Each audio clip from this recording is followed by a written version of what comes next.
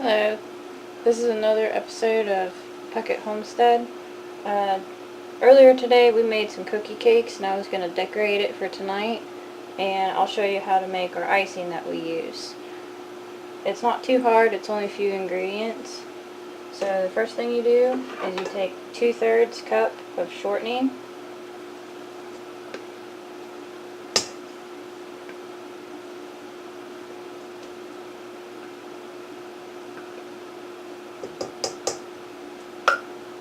And then 1½ teaspoons of vanilla, and then 1/4 teaspoon of salt.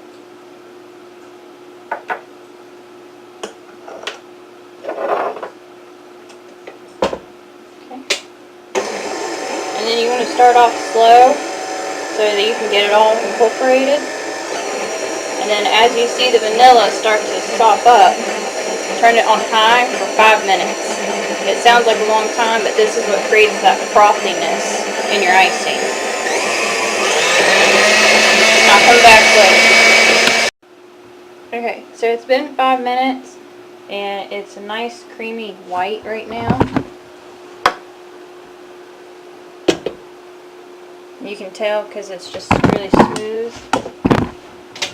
Now we have to add the next step, is your powdered sugar. There's going to be 4 cups total, and you're going to start off really slow and do it just a little bit at a time. It's probably going to get really messy.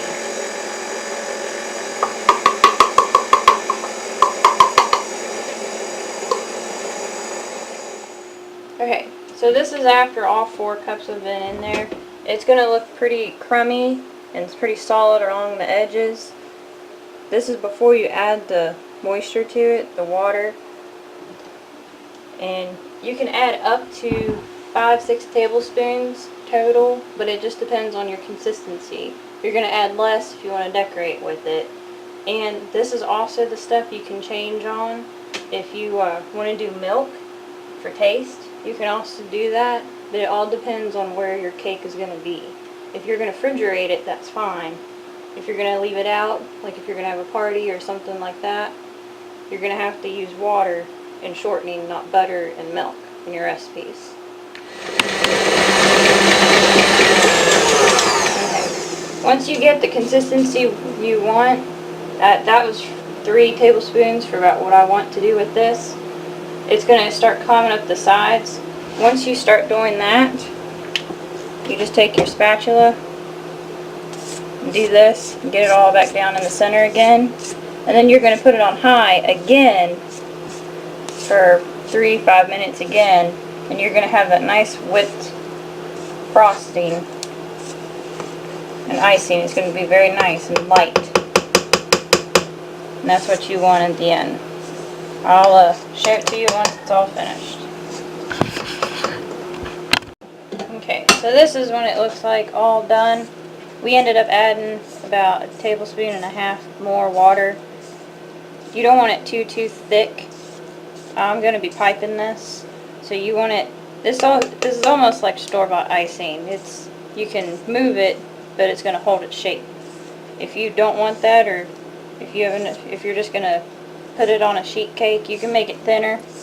It's whatever you want. But this is the kind that we want. And I'll show you how it comes out later. Okay, earlier today we did some cookie cakes, and this is what we did with the icing. With the roses, I made a separate batch and pre-did those, put them in the freezer for a little while so they would be hardened, and just transferred them over and used that batch we just made to make the border and all the decorations on it. If you're interested in this, I hope you liked. Go ahead and like and comment if you have any other questions about it, and hope you subscribe. Thanks.